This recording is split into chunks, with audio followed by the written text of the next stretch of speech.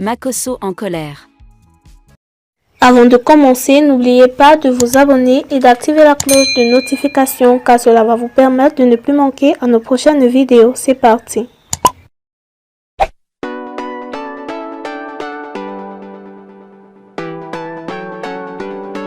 Le célèbre pasteur Makosso escroqué de 14 millions. On m'a volé 14 millions. Camille Makosso, victime d'escroquerie. Le père de la marmaille a été victime d'escroquerie. Dans une publication sur sa page Facebook, il a informé qu'un entrepreneur, responsable de son chantier, s'était enfui avec la somme de 14 millions de francs CFA. De l'argent prévu pour des travaux des chantiers en question. L'année commence avec une mauvaise nouvelle pour la pasteur Makosso. L'homme de Dieu et entrepreneur est victime de vol. Un nommé Kofi, selon les dires de Makosso, en charge des travaux de certains de ses chantiers, s'est enfui avec la somme de 14 millions de francs CFA.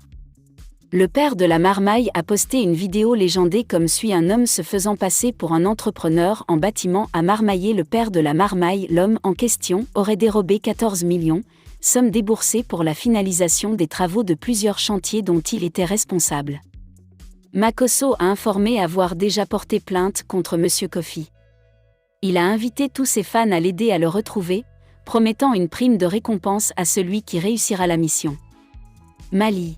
Le président de la transition gracie les 49 soldats ivoiriens arrêtés en juillet. L'UNICEF réclame 620 000 € à l'administration malgache. Cameroun. La filière du bois en grève contre de nouvelles taxes à l'exportation 2023. Accueil Côte d'Ivoire. Mali. Le président de la transition gracie les 49 soldats ivoiriens arrêtés en juillet. Mali. Le président de la transition gracie les 49 soldats ivoiriens arrêtés en juillet. Africa Presse. Côte d'Ivoire.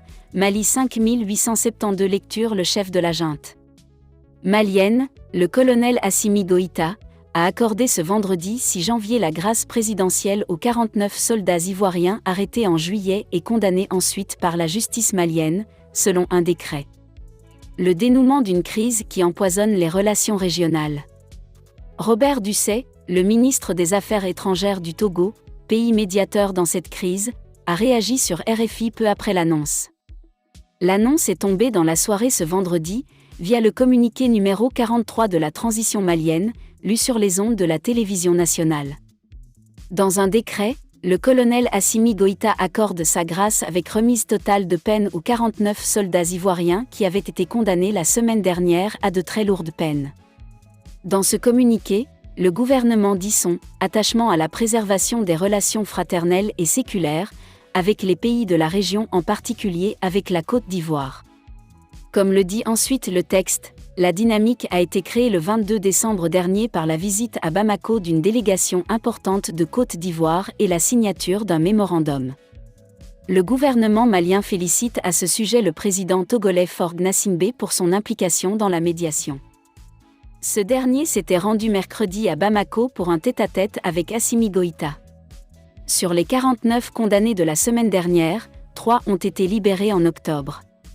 Il en reste donc 46 qui doivent apprendre la nouvelle ce soir avec beaucoup de soulagement dans leur prison de Bamako. On ne connaît pas encore les modalités précises de leur libération qui devraient découler de cette grâce présidentielle. Tractation diplomatique. On connaît en revanche quelques détails sur ce qui a précédé cette annonce. Lorsque le président togolais Faure Gnassingbé arrive à Bamako mercredi pour un entretien en tête-à-tête avec le colonel Assimi Goïta, il obtient quasiment la grâce présidentielle pour les 49 militaires ivoiriens, rapporte notre correspondant régional, Serge Daniel. Mais un grain de sable se glisse, Bamako demande une dernière garantie. Faure Gnassingbé prend son avion, fait escale à Abidjan, rencontre le président ivoirien Alassane Dramane Ouattara. Ce dernier donne les dernières garanties. L'affaire est quasiment dans la poche. 2 autres personnalités interviennent dans le dénouement de l'affaire. Mahama Saleh Anadif d'abord. L'actuel ministre des Affaires étrangères du Tchad, mais également ancien représentant de la mission de l'ONU au Mali, est intervenu pour arrondir les angles. Komé Sessé ensuite, un homme d'affaires malien installé en Côte d'Ivoire. Il était membre de la dernière délégation ivoirienne qui s'est rendue au Mali. Il a ses entrées à Bamako et à Abidjan. C'est lui qui ce vendredi matin a reçu la bonne nouvelle de Bamako et indiqué le schéma de sortie de crise, conseil de ministres dans la capitale malienne et annonce de la grâce présidentielle. Gracié donc, mais pas encore libéré, même si ce n'est sans doute qu'une question d'heure. Ce vendredi soir, Abidjan n'avait encore fait aucune déclaration officielle. Depuis le début de cette crise, les autorités ivoiriennes sont restées très mesurées sur cette question. Mais en coulisses, ce soir, c'est le soulagement. Les membres du gouvernement s'envoient des messages, ils s'appellent, a indiqué une source gouvernementale à notre correspondante Binta Diagne. Soulagement également exprimé sur les réseaux sociaux par de nombreux internautes. Tous restent suspendus au retour effectif des 46 militaires. Aucune date n'a encore été précisée. Le film de 6 mois de crise le 10 juillet 2022, les autorités maliennes procèdent à l'arrestation de 49 militaires ivoiriens sur le tarmac de l'aéroport de Bamako. La tension monte d'un cran lorsque la junte accuse explicitement ces soldats ivoiriens d'être des mercenaires armés, qui ont pour objectif de déstabiliser voire de renverser le gouvernement de transition. Abidjan dément fermement et assure que ces soldats étaient en mission pour l'ONU, dans le cadre d'opérations de soutien logistique à la MINUSMA. Mais l'affaire vire à la crise diplomatique quand les soldats sont officiellement inculpés, puis écroués à la mi-août. La libération des 3 femmes de l'unité militaire début septembre laisse entrevoir un temps une sortie de crise, mais les négociations dont rien ne filtre, patinent. De hautes personnalités de l'État ivoirien comme le chef de cabinet de la présidence, Fidel Sarasoro sont dépêchés à Bamako. L'affaire s'invite à la tribune new-yorkaise de l'Assemblée générale de l'ONU, en marge de laquelle le secrétaire général de l'institution demande la libération immédiate des soldats. La CEDEAO finit par lancer un ultimatum aux autorités maliennes, brandissant la menace de sanctions.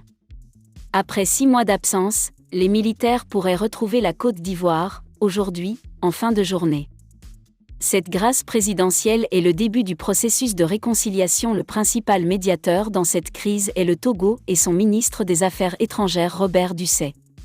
Il annonce la libération prochaine des 46 soldats ivoiriens. À Lomé, on reste modeste, note notre correspondant sur place Peter Sassou Dogbe, malgré l'implication de la diplomatie togolaise et du chef de l'État, Faure Gnassingbé, qui a effectué un marathon, Lomé-Bamako, Bamako-Abidjan. Au cours ce voyage express dans les 2 capitales, il a insisté sur la nécessité d'avancer sur ce dossier devenu un caillou dans la chaussure de toute la sous-région. Lomé doit se réjouir des fruits de sa médiation. On se souvient que le 3 septembre dernier, les 3 femmes militaires libérées pour raisons humanitaires étaient passées par Lomé avant de rentrer en Côte d'Ivoire.